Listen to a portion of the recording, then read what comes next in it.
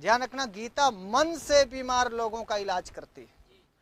और व्यक्ति बीमार सिर्फ शरीर से नहीं होता, शरीर से ज्यादा बीमार आदमी मन से होता है।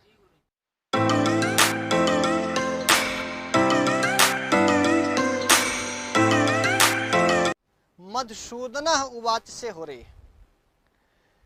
मैं फिर से आपको बता दूं, इस श्लोक के वक्ता तो संजय, चूंकि ऊपर लिखा है संजय उवाच, ये संजय मंत्री हैं किसके? धृतराष्ट्र के।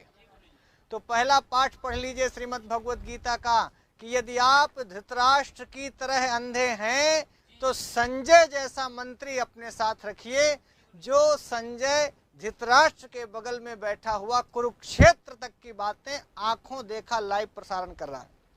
तो पहला, इससे पहले कि मैं श्लोक का अर्थ बताऊं तो आप ये देख लें कि जो लोग आंखें होने के बाद भी कुछ लोग अंधे होते हैं, पुत्र मोह में अंधे होते हैं, नहीं, पार्टी मोह में अंधे होते हैं, जाति मोह में अंधे होते हैं, तो ऐसे सभी अंधे धृतराष्ट्रों को ये गीता कहती है कि भैया अंधे हैं तो एक ऐसा दृष्टिमान, बुद्धिमान, विवेकवान, शीलवान, चरित्रवान संजय जैसा साथी रखिए, जो बैठा तो कहाँ है? बैठा धृतराष्ट्र के बगल में है, हस्तिनापुर में, और युद्ध क्षेत्र की सारी बातें देख रहा है। इतनी दिव्य दृष्टि संजय को प्राप्त है। मतलब गीता पहला पाठ ये पढ़ा रही है कि यदि हम मान लो अंधे हों, यानी मालिक अंधा हो, स्वामी अंधा हो, जब कोई पुत्र मोह में अंधा हो जाए, आंखों से सामान्य जगत न दिखता हो, तो विवेक भी जब मर जाए, तो एक भी यदि ऐसा साथी होगा ना संजय जैसा आपका, तो वो संजय बीच बीच में आपको समझाता रहेगा। सम्यक हो गया।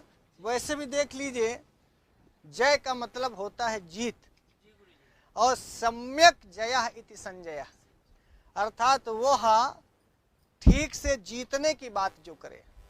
भले ही धृतराष्ट्र का पूरा कुल खानदान हार गया वो अपनी जिद के आगे, लेकिन संजय शब्द यही होता है, अर्थात सम्यक रूपेण जो जय दिलाए, विजय दिलाए, वो संजय।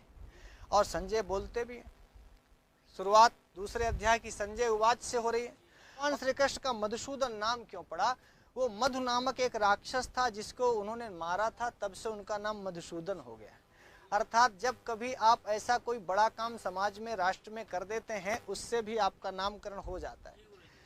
अर्थात जो निपट अंधे हों उनको भी सुनाने वाला कोई दिव्य दृष्टि वाला संजय, अर्थात गीता धृतराष्ट्र जैसे अंधों के लिए ही है।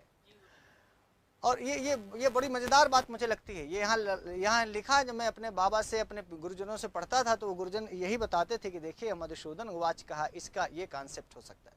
अच्छा, मधुसूदन उवाच कह करके संजय ने सबको समझा दिया कि मधुसूदन बोल रहे हैं भैया, जिसका आप रथ हाँक रहे हैं, ध्यान रखना भगवान कृष्ण अपनी जिम्मेदारी निभा रहे हैं, जिसका आप रथ हाँक रहे हैं वो भयानक से भयानक परिस्थिति में फंस जाए तो भी उसको आपको वहां से उबारना है। अर्जुन गांडीव रख चुके हैं, अर्जुन कांप रहे हैं।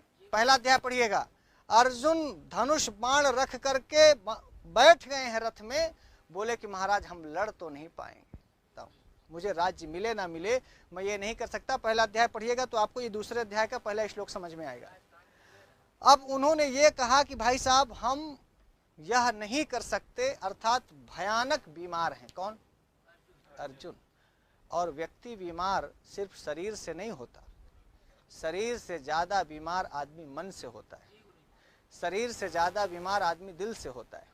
मैं उनसे कहूं, जो लोग थोड़े से प्यार में बेवफाई की वजह से, साहब भैया ध्यान से सुनिएगा, जमुना जी के पुल से कूद सकते हैं, आप बताइए क्या 104 डिग्री बुखार था इसलिए मर गए?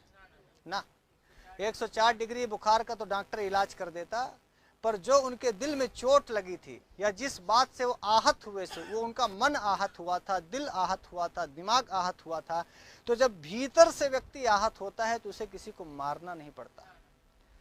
जैसे मान लीजिए कोई आग लगा के मर गया, तो किसी ने आग लगाने के लिए उकसाया, आप समझ पा रहे हैं, कोई फांसी लगा लेता है, कोई जहर खा लेता है। क्यों?